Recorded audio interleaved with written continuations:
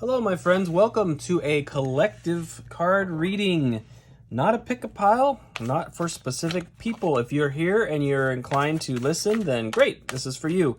We're going to do it a little bit like I was in the past. I'm going to kick it off with a Rumi quote. We'll go into the Moonology Oracle, Moonology Manifestations, clarify that with a little tarot, and then I will have an outgoing oracle, which I'm actually going to use my new Rainbow Brain Skull for. So, because it has some, I like the flexibility of it. So I feel like it'll give us a lot of room to figure out, what we can apply it to the given situation once we see what that is. So that's two cards. I'm going to take the top one, and I'll show it to you. Don't worry. It says, when your soul is looking for you, light a candle on its path. When your soul is looking for you, light a candle on its path. I like that. I feel like it's very much suggesting that there's times in our lives when we just know instinctively, and our gut is telling us that we're not really in touch with our authenticity in certain ways. And I think it's just a strong encouragement to not forsake that, the inner child, the spirit guides, whether you want to think of it as, however you want to think of it. If it's your higher self, if it's your inner child, if it's your ancestors, if it's whatever, right? Whatever you identify with, or what resonates with you, it's like sometimes we have this inner dichotomy, this inner tension, right? That just seems to be kind of, we just get caught up in the matrix, we get caught up in the 3D so much. It's like, well, yeah, my inner child or my higher self wants me to spend time creating artwork, but really when I get home, what I should be doing is, doing my taxes or cleaning the bathtub or whatever. It's like sometimes we need to set time aside. And I'm getting I keep saying inner child, and I feel like there's something about play here. I think it's creative expression, but it's also play, whatever, which are kind of one and the same, really, in a lot of ways. And I felt compelled to put a stone on that rock. I don't know why. A stone on that card. Who knows? Anyway. Here we go. Yeah, so it's about I think there's time for play that is kind of key to this message, perhaps. But we'll find out. Let's get into the Moonology now. Oh, here we go. Full moon in Leo. Go wild. Go wild. I think it's about play. Okay, I'm confused apparently. Believe in your good luck. First quarter moon in Sagittarius. I love that. Yeah, I feel like we don't really trust our we don't trust our inner child, and we should.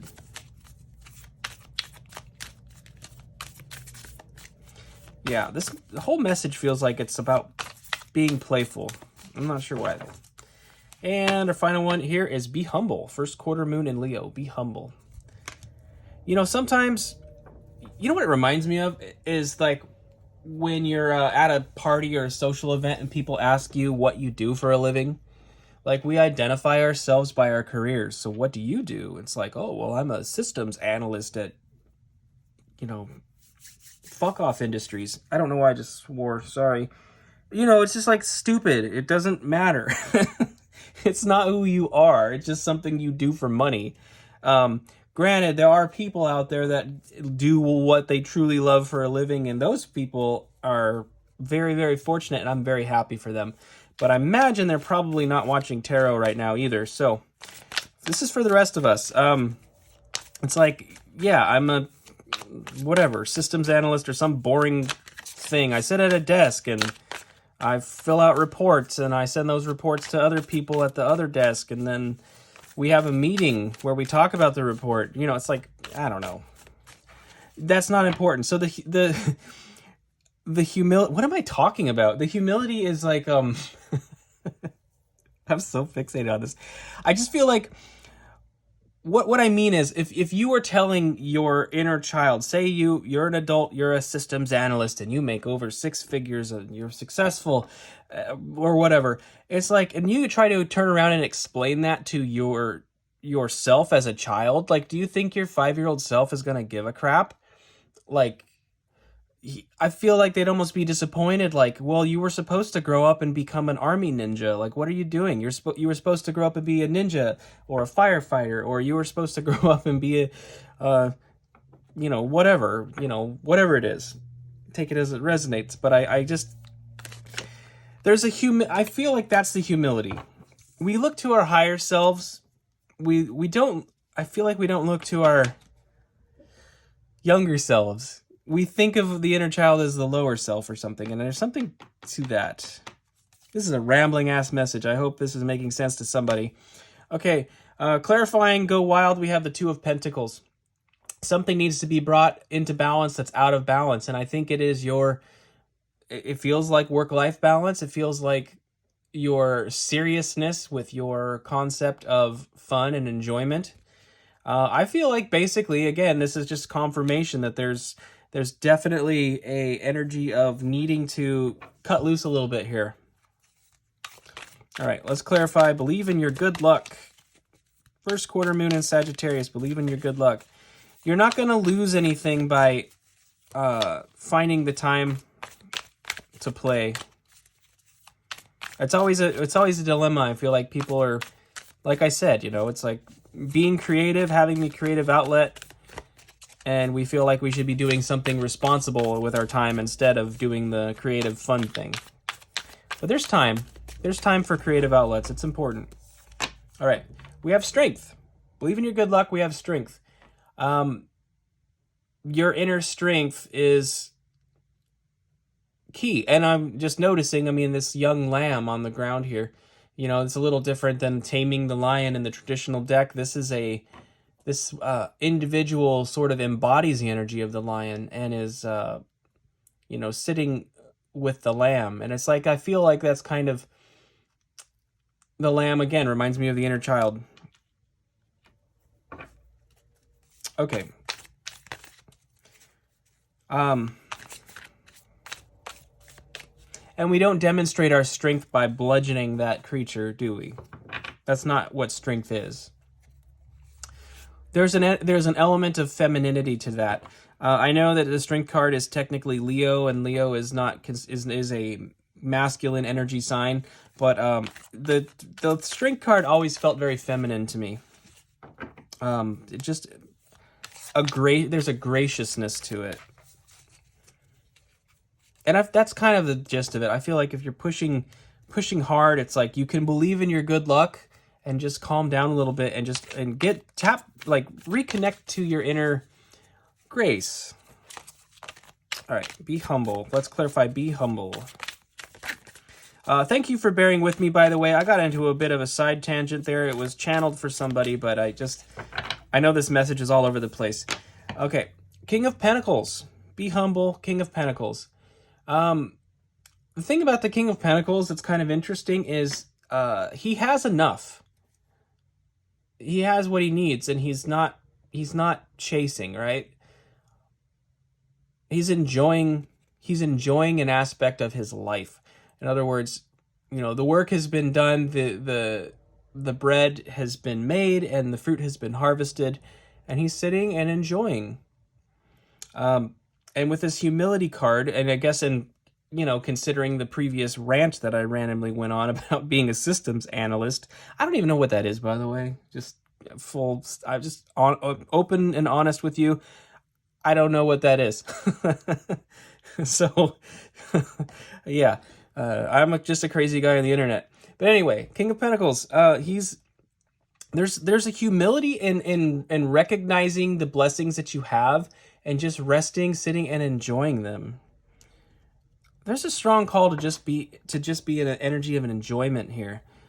Underlying is the Ace of Swords. It's a moment of clarity.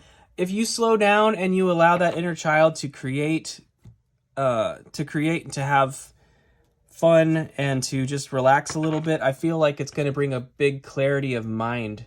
The Ace of Swords is that truth revealed, and I think I can almost imagine it like the way this card is showing the spiral staircase. It's like it's a staircase into your subconscious, and I feel like if you are able to slow down a little bit, spend some time indulging in some creation, or some play, whatever it is, it's going to unlock a door that really allows you to get in touch with an aspect of you that's been locked away for a long time. And that's such a beautiful thing. That's such a beautiful thing. Oh, I don't know. I had a kind of a wave of just loving, gentle energy, and it's like the inner child and the soul that just loves you. If you don't feel loved, I just want you to know that you are loved, not only in the external world, but in the internal world as well. Your spirit, your inner child, your higher self, your guides, they love you. And sometimes when we're feeling overwhelmed by everything, and the physical body, the physical brain can get sick with mental illness and things like that, it doesn't feel like we're loved, it can feel really sad. And I feel like there's something here for some of you that may be in a bit of a depression, and that's why the play is so important. That's really interesting. Oh, fun story, by the way. I actually ordered a skateboard yesterday. I grew up on a skateboard, basically. Skated a lot and then just became a grown-up and stopped skateboarding. And basically, I decided to go ahead and pick one up again, and I want to relearn a bunch of the tricks that I used to do when I was a teenager by my 40th birthday, which is coming up in May. So I've got a few months to try to get my balance back and everything. So wish me luck if you feel inclined, because I'm definitely running the risk of breaking an ankle or a wrist or something. But I'm excited. I'm like really looking forward to playing on my skateboard. Anyway, let's go ahead and get into the advice outcome. I'm just going to call it advice from the Rainbow Brain School Oracle. I have one card that's flipped over here. For me, if I can't make it fun, I'm just not going to be able to do it.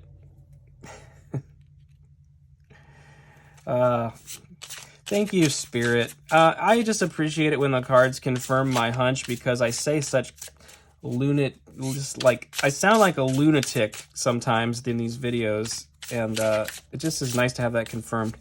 Okay, we're gonna take two more here. Look at this. There's no text on this card. We have a kingdom of the imagination kind of in the background there, and the kid is over here playing with stones. That's interesting.